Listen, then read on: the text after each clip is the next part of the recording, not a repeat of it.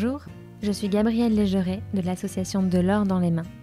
Dans cette nouvelle saison du podcast, avec Jean-Sébastien Decaux de Terre et Fils, nous prenons la route à la découverte des manufactures artisanales de notre territoire. Si je vous dis jeux en bois, pensez-vous au Jura et à ses forêts de hêtres ? Et si je vous dis céramique, pensez-vous au grès issu de matières minérales que l'on trouve dans la vallée de la Céramique qui traverse la Saône-et-Loire ? Des massifs jurassiens à la côte basque, la France regorge de savoir-faire.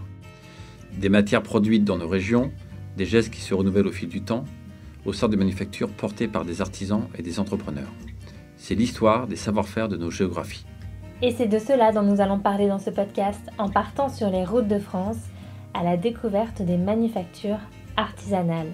Un itinéraire de l'or dans les mains en partenariat avec Terre et Fils. Ce matin, nous nous rendons à Passavant-la-Rochère, une petite commune rurale feutrée contre le massif des Vosges. Ici se trouve la plus vieille verrerie d'Europe encore en activité, la manufacture de La Rochère. Elle est implantée au bord de l'eau. Sa cheminée rouge vermillon ne fume plus, mais ses toits rouges la distinguent depuis le village du vert des arbres de la forêt. Depuis 1475, la manufacture de La Rochère souffle le verre pour lui donner corps. 5 siècles plus tard, on y fabrique toujours le verre à la bouche, mais aussi des tuiles et des pavés de verre alliant rigueur du geste, héritage d'un savoir-faire et innovation perpétuelle. Les souffleurs sont comme les danseurs d'un ballet. Ils se passent les objets qui sortent des braises pour les sculpter, les ensabler et les couper. À côté, les machines à fabriquer les verres industriels ressemblent à des copies mécaniques de ce grand ballet de verre. Gilles Hams, qui a pris le poste de président il y a quelques années, travaillait à la verrerie depuis 33 ans. Je le retrouve au cœur de la manufacture.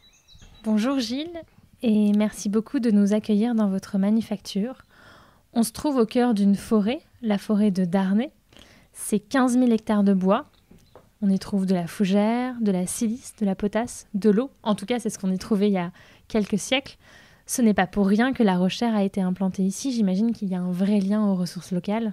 Oui, bien sûr. Tous les matériaux nécessaires à la fabrication du verre se trouvent sur ce territoire. Vous l'avez nommé la forêt de Darney. C'est une des plus belles forêts de France. Et le bois aussi qui servait d'énergie pour la fusion du verre dans nos fours, enfin dans les fours de la verrerie. Et aujourd'hui, on les utilise encore, ces ressources locales ? De moins en moins, forcément. Nos fours sont électriques. On utilise encore l'eau qui est une richesse. On a beaucoup de sources sur ce territoire et on canalise pour l'eau pour refroidir nos machines. Et est-ce qu'on utilise encore la fougère ? Alors la fougère, la fusion de la fougère permettait de faire de la potasse. Effectivement, aujourd'hui, on achète les ingrédients, mais on ne fabrique plus notre potasse en brûlant la fougère. Et comment est-ce qu'on travaille du verre ? À partir de quoi ? Alors, le verre, c'est du sable, la silice en fait, de la soude, de la denobie, du calcaire, et ensuite quelques petits composants qui permettent de faire une formule magique qui nous permet ensuite de fondre tout ça pour réaliser du verre. Et Passavant-la-Rochère, c'était vraiment un village ouvrier, j'imagine ? Alors, Passavant-la-Rochère, c'est un village ouvrier, effectivement. Alors, il n'y a pas que des verreries, il y avait aussi des tuileries. Il y a dû exister 6 ou 7 tuileries, ce qui explique en fait que nous sommes le seul fabricant aujourd'hui de tuiles en verre. Et la première tuile en verre qui est sortie des fours de La Rochère date de 1870. En fait, c'était ce qui existait avant les Velux. C'était ce qui existait avant les Velux et qui existe toujours. Chez La Rochère, on est à la fois sur de l'art de la table et des objets pour les architectes. Oui, effectivement, on a 2 activités à La Rochère. Une activité art de la table qui est tournée vers la décoration, le verre au quotidien, et une activité plutôt tournée vers le bâtiment. Nous fabriquons également donc des briques en verre, des tuiles en verre, des pavés de verre, Et on assemble des panneaux, donc on assemble des briques de verre pour réaliser des panneaux soit standards, soit sur mesure. Et à l'époque, à la verrie Bain, je pense qu'il y avait à peu près 40 verriers qui travaillaient. Donc c'était vraiment un balai magnifique où tous ces verriers se croisaient avec une boule de verre au bout de la canne. Et c'était vraiment un balai majestueux. Et il y avait à l'époque toutes les 3 générations peut-être de verriers. Est-ce qu'il y a un verrier que vous avez rencontré dans votre vie qui vous a particulièrement marqué ? Plusieurs, tout à fait, plusieurs verriers, oui. Ce sont des gens qui sont attachés à leur métier et qui en parlent très très bien. Et je connais un verrier qui a aujourd'hui plus de 80 ou 82 ans, qui a 82 ans, je crois, ou 81, et qui parle de son métier toujours avec le même enthousiasme. Et je pense qu'il n'aurait pas fait un autre métier, même si je pense qu'à l'époque, il n'avait pas trop le choix des entreprises, bien que si, effectivement, je vous en ai parlé, il y avait plusieurs entreprises à Passavant. Mais je pense que c'est un métier fabuleux. C'est un métier fabuleux pour celui qui le maîtrise bien. Voilà. Et c'est très juste de parler de balai, et je trouve que cette danse, on la voit même dans les verres qui sont faits par vos machines. Oui, Vraiment tout à fait. Danse du feu, de la matière.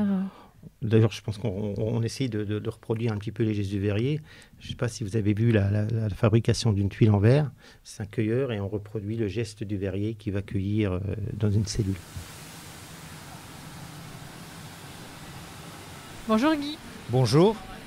C'est quoi votre métier ici ? Je suis responsable fabrication et puis de temps en temps, je suis en production.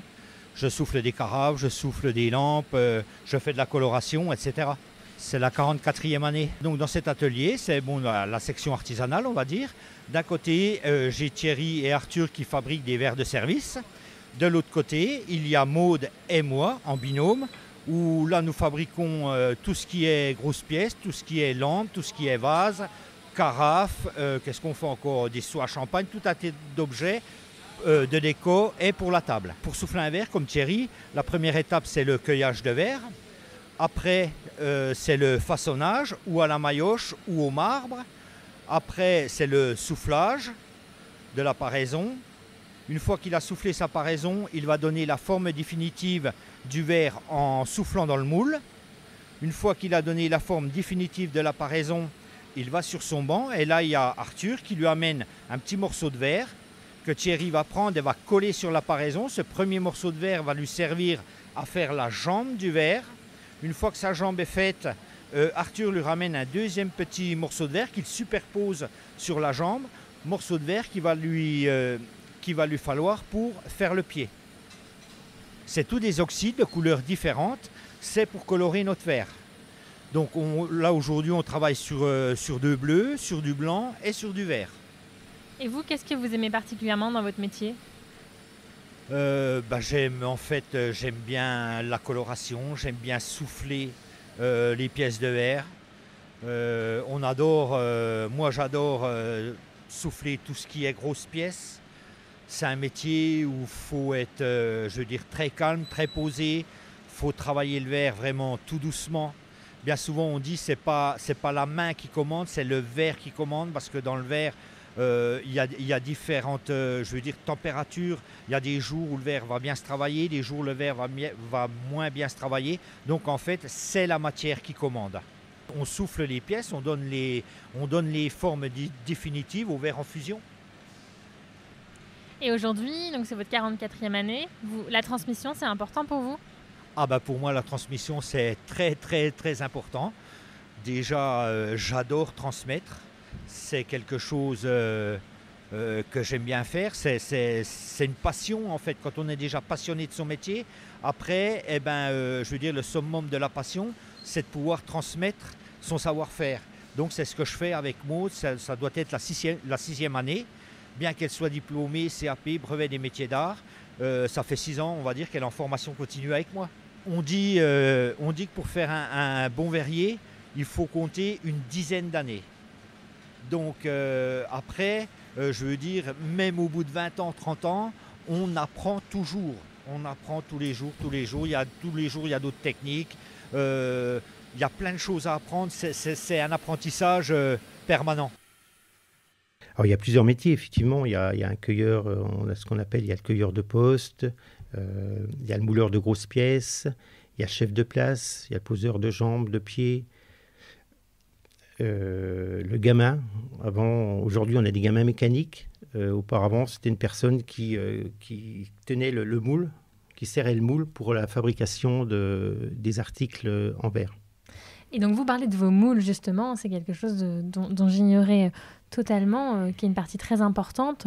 Vous avez des centaines de moules en acier que vous concevez. Alors qu'on conçoit, qu'on réalise. Alors, généralement, on dessine les modèles ici et ensuite, c'est fabriqué. On sous-traite la fabrication du moule. Donc là, on est dans l'atelier de moulerie. Oui, on est dans l'atelier de moulerie. C'est là qu'on entretient les moules, qu'on les répare, qu'on les prépare avant les productions et qu'on les nettoie après chaque production. C'est fait en quoi, ces moules? C'est fait en acier inox. Et c'est vous qui les fabriquez? Non, vous les concevez? Non, on les conçoit, on fait tous les plans, on dessine tout chez nous et ensuite on les fait faire chez divers fournisseurs. Et ils durent toute une vie si on les nettoie bien? Quand est-ce qu'il faut les nettoyer? Alors, ça dépend des moules. Il y en a qui s'usent plus rapidement que d'autres. Mais enfin, on a beaucoup de moules qui sont là depuis des années. Alors, au bout d'un moment, en fait, c'est pas une question de durée, c'est une question de nombre de pièces produites. Au bout d'un moment, comme on a beaucoup de verres à décor en relief, ce sont les décors qui s'estompent petit à petit. Et du coup, on perd le design du verre. Donc là, il faut les remplacer. Donc, le travail du verre chez vous a considérablement évolué. Il s'est mécanisé. Vous diriez que c'est grâce à cette industrialisation que La Rochère est une verrerie qui n'a pas disparu, parce que c'est une des plus vieilles verreries d'Europe encore en fonctionnement. Il y en avait des centaines avant en France. Qu'est-ce qui a fait que certaines ont réussi à résister aux crises et d'autres non? Effectivement, la diversité de nos fabrications nous ont permis d'amortir la baisse, comme je vous l'ai expliqué précédemment, de la partie verrerie à la main. La partie fabrication mécanique nous a permis d'amortir, on va dire, la chute brutale des années 90 sur le soufflet-bouche fait main. Le marché ne nous permettait pas de vendre au bon prix. Alors moi, je suis régleur sur le presse à verre. Alors, je fais les démarrages, c'est-à-dire que j'ai un programme de fabrication. Tous les jours, je change de modèle. Donc, s'il faut des verres, on va dire des verres à pied à baie ou des verres des gobelets à baie, donc je change tous les jours les productions. Il y a un parc de machines impressionnant ici. Ça fait combien de machines? Nous en avons 4. Alors, attendez que je ne dise pas de bêtises. On a la souffleuse, vous avez la P8 qui est là. Vous avez la presse à tuile au-dessus, vous avez la P10 là et la P660 là-bas. Vous avez la P660 qui fabrique les 3 quarts du temps que des verres. La P8 également que des verres. La presse à tuile, c'est que de la tuile ou du pavé. Et vous avez la presse à briques là-bas où on fait de la brique, généralement de la brique. Et vous avez cette souffleuse-là, mais bon, celle-là, elle tourne très rarement, voilà. Qu'est-ce que vous aimez particulièrement dans votre métier? Ah, mais moi, c'est me salir les mains. Comment je pourrais vous dire? Moi, je suis un manuel. Si, je suis un manuel. Curieusement, je n'aime pas le verre. Mais non, c'est le travail. C'est le travail, c'est le résultat. Quand vous fabriquez un verre, vous êtes content du résultat. Si vous arrivez à... Parce que quand vous le sortez de la machine, il n'est vraiment pas beau. Hein. Alors après, quand vous le repassez sur la brûleuse, qui rentre dans l'arche et tout, qu'il arrive en bout d'arche, normalement, vous avez un bel article. Normalement. Et votre four, il paraît qu'il ne peut durer que 5 ans. Alors, effectivement, ce qui ne dure pas, c'est les réfractaires. On a l'ossature du four qui dure beaucoup plus longtemps. En fait, toute la brique réfractaire qui est en contact avec le verre est changée tous les 5 ans. C'est un billet, en gros, d'1 million d'euros d'investissement tous les 5 ans pour renouveler le réfractaire qui est en contact avec le verre. Et il y a un vrai travail de contrôle de qualité parce que vous avez beaucoup de verres avec des motifs, des reliefs. Vous travaillez pour de grandes maisons, pour des chefs cuisiniers. Tout doit être vraiment impeccable. On le sent quand vos salariés racontent leur travail, à quel point la rigueur, la précision est très importante pour eux. J'imagine qu'il y a beaucoup de verres qui partent à la poubelle quand c'est pas parfait. Qu'est-ce que vous faites de ce verre-là? Il est recyclé? Alors, il est recyclé. C'est ce qu'on appelle, nous, le groisil ou le calcin. Et on refond ce verre, ces déchets de verre dans une composition. Donc finalement, en fait, c'est très facile de recycler du verre. Oui, tout à fait. Le poids du patrimoine et de l'histoire est assez impressionnant ici, juste quand on voit les bâtiments, quand on regarde le village dans lequel vous êtes implanté. Vous le ressentez aujourd'hui, ce poids ? Oui, tout à fait. On a encore aujourd'hui... alors le poids, il est chez les hommes aussi, parce qu'on a aujourd'hui des salariés qui sont des enfants, voire des petits-enfants de verriers. Et effectivement, c'est une entreprise qui est ancrée très fortement sur le territoire. C'est ce qui explique aussi le nombre de visiteurs accueillis chaque année. Et donc c'est vraiment presque 500 ans d'histoire qui sont passés lorsque vous prenez les rênes de La Rochère, avec sans doute des périodes de fragilité économique, j'imagine. Dans quel état est la manufacture lorsque vous la reprenez ? Qu'est-ce qui s'est passé pour qu'elle sorte de la famille qui la détenait depuis plusieurs générations ? Donc effectivement, le président qui est parti donc fin janvier, Antoine Giraud, représentait la 6e génération. Il avait 82 ans et personne dans la famille a répondu présent pour reprendre l'entreprise. Et donc tout naturellement, cette entreprise s'est retrouvée sur le marché en 2019 et a été vendue fin janvier 2021, l'entreprise à la holding Tour et Compagnie. Donc c'est une entreprise qui est composée de 2 personnes, un couple, Adrien et Stéphanie Tour, qui ont plusieurs entreprises, dont une verrerie qui a été reprise il y a 3 ou 4 ans, qui s'appelle Walter Sperger, et qui, eux, fabriquent des articles plutôt à destination du marché du luxe. Et vous étiez déjà à La Rochère avant ça ? Ah oui, alors j'ai commencé à La Rochère en 1988, ça va faire 34 ans. Quand vous êtes arrivé ici, vous aviez quel âge ? 25 ans. Vous imaginiez un jour être président de La Rochère ? Non, ce n'était pas dans mes objectifs. Ça fait partie des belles surprises de la vie, j'imagine. Tout à fait. Une belle aventure. Oui, une belle aventure, à la fois industrielle et artisanale. Alors tout à fait, nous avons 2 activités. Une activité industrielle, comme vous le précisez. On fabrique, donc on a 5 machines autour d'un four électrique de 33 tonnes jour. 3 machines qui tournent simultanément pour une raison de tirer. Généralement, c'est 2 machines à destination des arts de la table et une à destination des produits du bâtiment. Et un petit four électrique de 500 kg jour pour nos verriers. Donc, on a actuellement 5 verriers qui travaillent autour de ce four et qui réalisent des produits soufflés-bouche, des verres, des carafes, des articles de décoration, des vases et du luminaire. Et quelle a été la trajectoire de la manufacture depuis que vous l'avez reprise ? Ça fait pas très longtemps. Est-ce que ça a changé fondamentalement quelque chose dans vos métiers, dans vos marchés ? Est-ce que vous êtes parvenu à garder tous les salariés ? Est-ce que vous avez ouvert de nouveaux marchés ? Ah oui, on a ouvert de nouveaux marchés. On a ouvert des marchés qui s'ouvrent actuellement. Effectivement, on parlait de la reprise. Donc Walter Sperger nous emmène quelques clients. Alors plutôt un marché tourné vers le luxe. On a fait récemment un pot à bougies pour Céline. Donc, c'était un marché qui a été apporté par Walter Sperger. Vous croyez en l'avenir du verre ? J'imagine que le verre peut aussi remplacer des choses qu'on faisait en plastique jusqu'à présent. On essaye de trouver des matériaux qui peuvent être renouvelés. Comment est-ce que vous le voyez, cet avenir pour le verre ?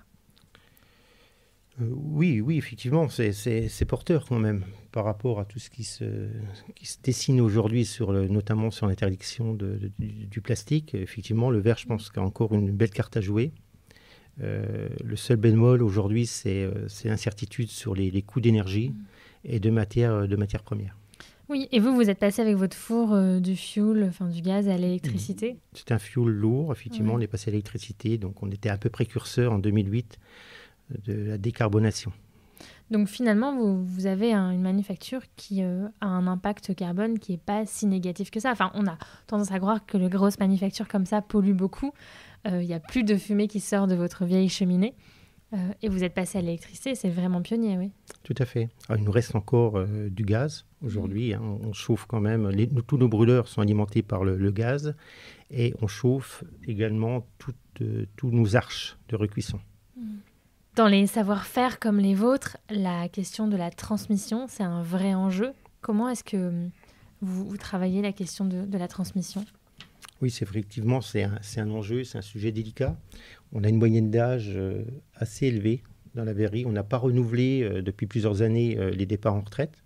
On le fait depuis quelques mois, on va dire même 2 ans.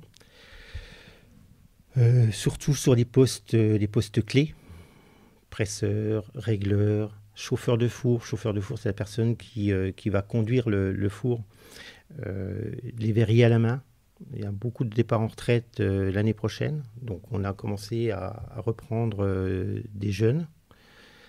On doit recevoir prochainement un verrier qui devrait prendre ses fonctions, j'espère, en mai.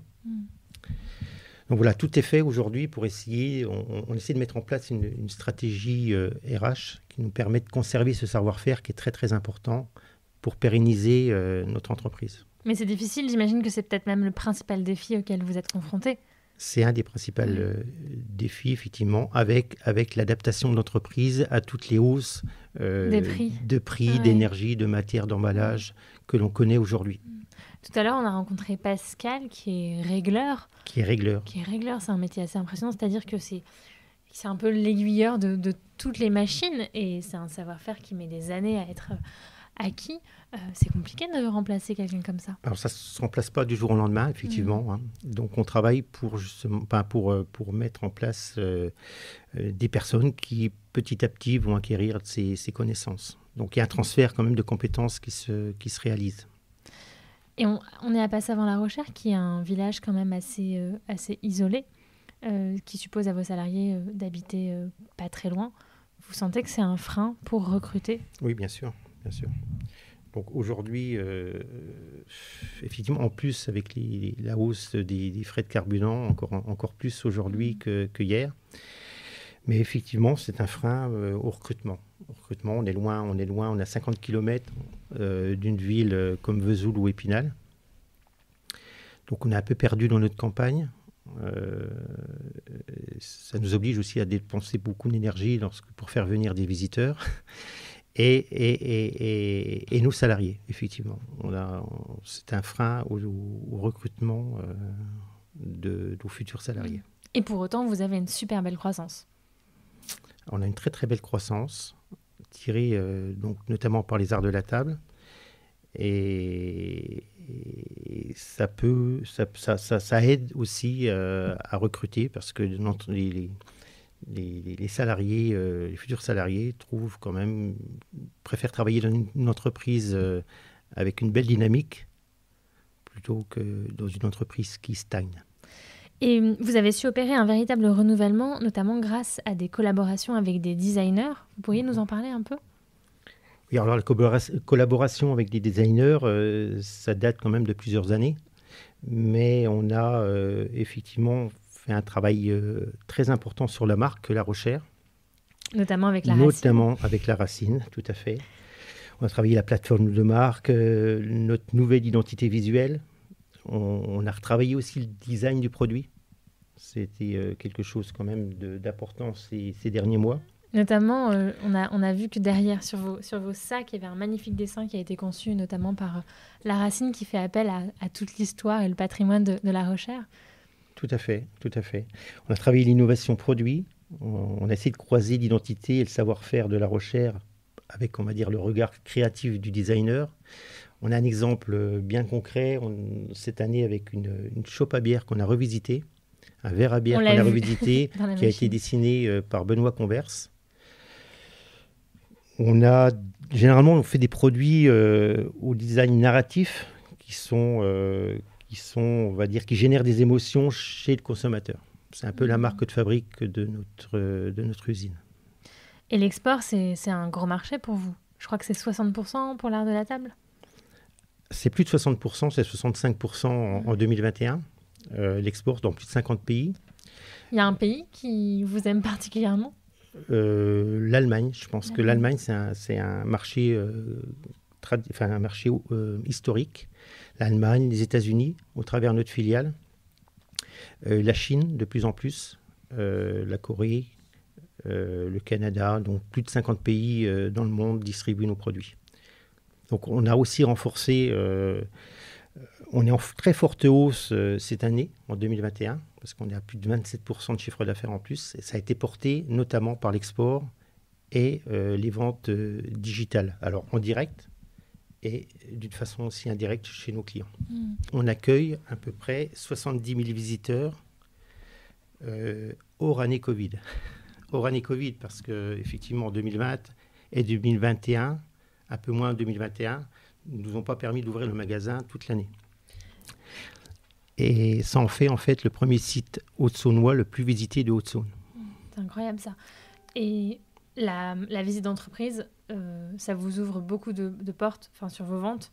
Alors c'est une vitrine pour l'entreprise. C'est une vitrine pour l'entreprise et c'est pour ça qu'on a la volonté effectivement de conserver ce savoir-faire qui a été délaissé ces dernières années du fait de la concurrence des pays à coût de main-d'œuvre, on va dire, peu élevé.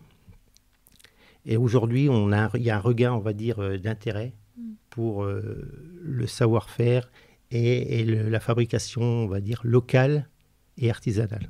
Vous êtes confiant que ce regain, il va durer ? Je pense. Les événements me laissent penser qu'effectivement, ce regain peut durer. Et ça se traduit dans vos ventes ? Ça se traduit tout à fait dans nos ventes. S'il faut ramener un produit chez La Rochère, ce serait lequel ? Moi, je serais plutôt pour un produit soufflé-bouche fait main et notamment une belle lampe intemporelle, une belle lampe multicouche où le verrier va passer beaucoup de temps. Et derrière ça, au parachèvement, on va travailler avec la feuille de vinyle, le sablage, qui va nous permettre de sortir de beaux paysages et de belles lampes. Et donc, si j'avais un produit à conserver ou qui reflète, on va dire, le savoir-faire de la verrerie, je pense que je choisirais une lampe, une belle lampe intemporelle. Merci Gilles. Merci. C'est ici que s'arrête notre immersion au cœur de La Rochère. J'espère que cet épisode vous a inspiré et que vous ne verrez plus le verre avec le même regard. Merci de tout cœur à Nicolas, Gilles, Guy, Pascal et Maude de nous avoir accueillis dans leur atelier et dans leur manufacture. Merci à Malogeni pour le montage et à Oscar Meurer pour la musique. C'était un podcast De l'or dans les mains en partenariat avec Terre et Fils. De l'or dans les mains est une association qui a pour mission de soutenir la transmission des savoir-faire et de changer le regard sur les métiers manuels. Vous pouvez vous abonner à notre compte Instagram, Facebook, LinkedIn ainsi qu'à notre newsletter pour ne rien rater de nos actions. Adhérer pour soutenir nos actions et puis être invité à nos événements. Et petite faveur, si vous pouviez nous mettre 5 étoiles sur Apple Podcast, cela nous aiderait beaucoup pour nous faire connaître. Et nous, on reprend la route, direction Emmanuel Lang pour vous faire découvrir le mois prochain la filière du lin. À bientôt!